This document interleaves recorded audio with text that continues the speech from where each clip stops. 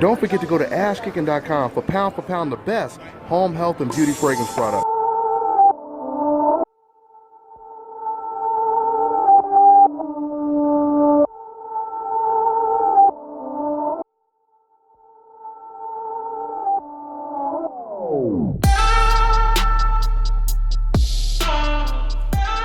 Dante's News Nation, what's going on, guys? Happy New Year to everyone.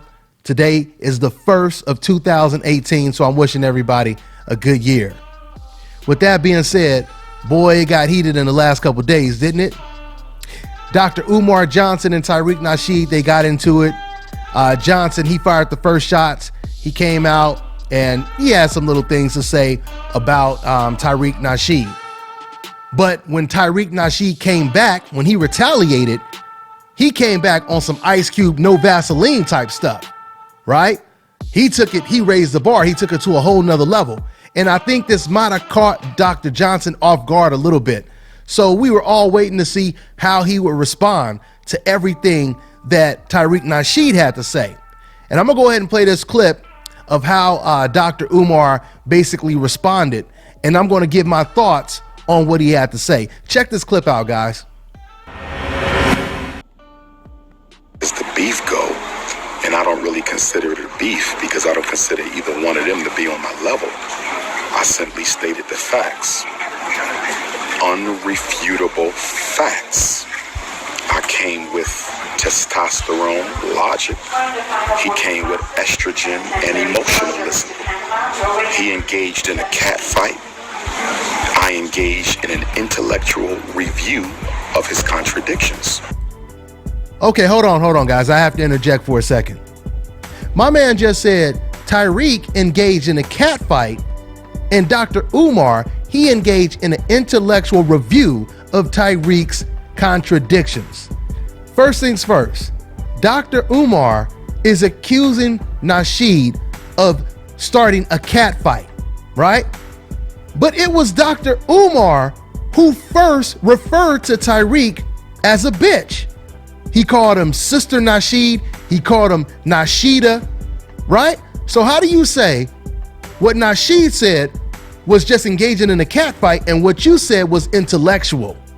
It was an intellectual review of Nasheed's contradictions. Speaking of contradictions, this is what Umar is talking about when he accuses Nasheed of contradicting himself. Dr. Umar believes that Tariq contradicted himself by hiring white people. Because, according to Dr. Umar, because Nasheed hired white people, he's contradicting himself. No, Dr. Umar, that doesn't suggest that Tariq is a hypocrite. What that suggests and proves is that Tariq is not a racist because he's hiring white people. Tariq never told you that he was a racist. Now, if Tariq said, I hate white people and I am completely anti-white and I would never have anything to do with white people at all, then you could say, oh, that's hypocritical that you're hiring white people. But the only person so far that contradicted himself is Dr. Umar, because once again, Dr. Umar is the one that started to refer to Tariq as a female, calling him Nasheeda, calling him, he even called him a bitch in the video. He called him a bitch ass in the video. See, you can't have it both ways. You can't have it both ways. For example, if you see somebody in the street and you call them a bitch ass, right? You calling them Nasheeda, you calling them a bitch ass and et cetera, and then they turn around and they get hostile with you and they start calling you a punk ass and I'll beat your ass. What? Say it again. I'll whoop your ass, you bitch ass this and whoopty this and all that. If they come back at you like that, are you going to then say, hey man, why are you so hostile? Why are you engaging in a cat fight? I was just giving you my intellectual perspective of what I thought about you. And my perspective is you a bitch ass sister, female. That's how ridiculous it sounds, because that's exactly what Dr. Umar Johnson, that's what he initiated and that's what he said in the first place. He bombed first, as Tupac would say. But the problem is when he bombed first, it wasn't a strong punch, and it was a wild punch that didn't land. That's the problem. So then Dr. Johnson, he says that while he came with testosterone and logic, Tariq came with estrogen and emotionalism. Once again, it was Dr. Umar who started to refer to Tariq as a female. He was the one that fired those shots off first, right? He was the one that first said the same thing that Tariq said in return. Once again, the only difference is Tariq, he was on that no Vaseline type shit. And that was the difference. So anyway, I'm gonna go ahead and give my final thoughts, but I'm gonna go ahead and let Dr. Umar conclude. So, the way I see it, this is New Year's Eve, December the 31st. Tomorrow we begin a new galactic cycle. I have no interest in discussing either one of them again after today. This whole thing began because I asked that my name not come out your mouth if I don't mess with you. So if they respect that, there's no need for me to say another thing. But if they come back, I'll bang again.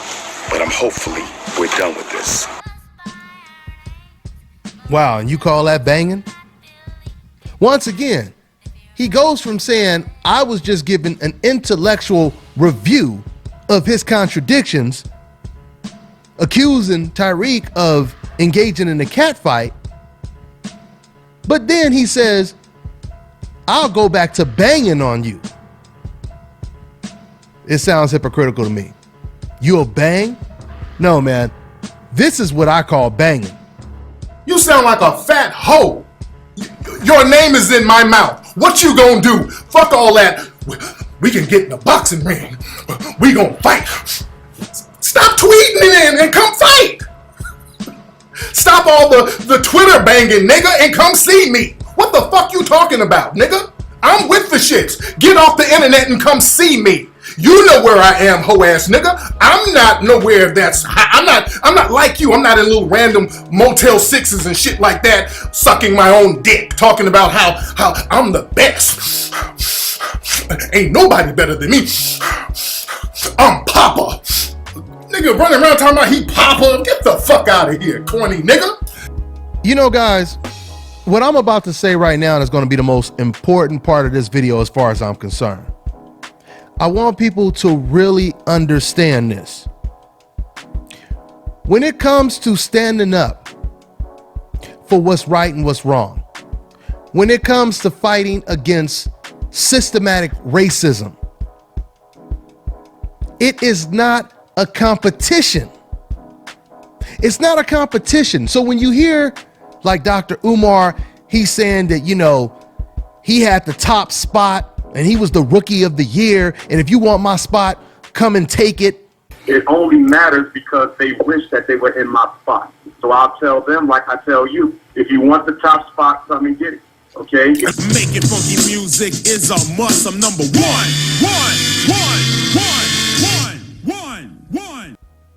When you have someone who's talking more about themselves, right?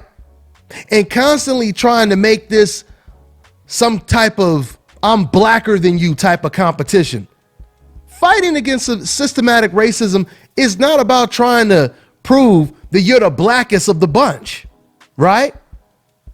While you have Tariq Nasheed, who's reporting on racism, who's exposing racial double standards, talking about, you know, the systematic racism that exists, right?